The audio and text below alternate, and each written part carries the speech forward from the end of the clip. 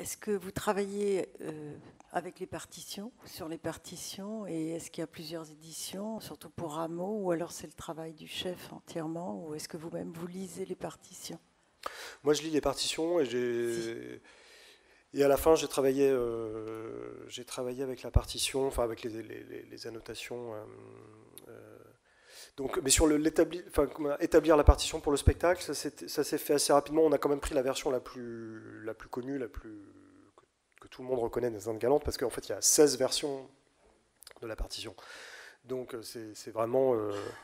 Et puis, enfin, d'une version à une autre, l'action n'est pas forcément la même.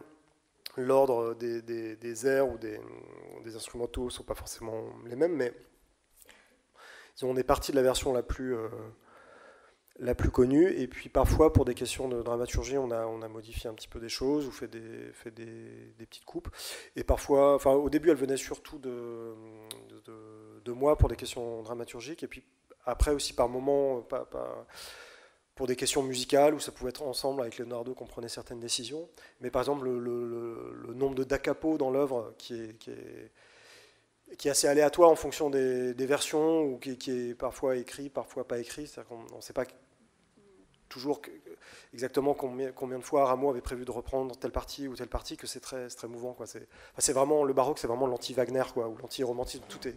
Rien n'est gravé dans le marbre. À partir de Rameau, ça commence vraiment à se fixer. Enfin, l'orchestration chez Rameau est très fixe, mais il y a les ornementations aussi, bien sûr. Donc, en fait, on a, et comme metteur en scène et comme chef, enfin, pour Leonardo, que le baroque, les choses ne sont pas aussi verrouillées que plus tard dans la musique, dans l'histoire de la musique.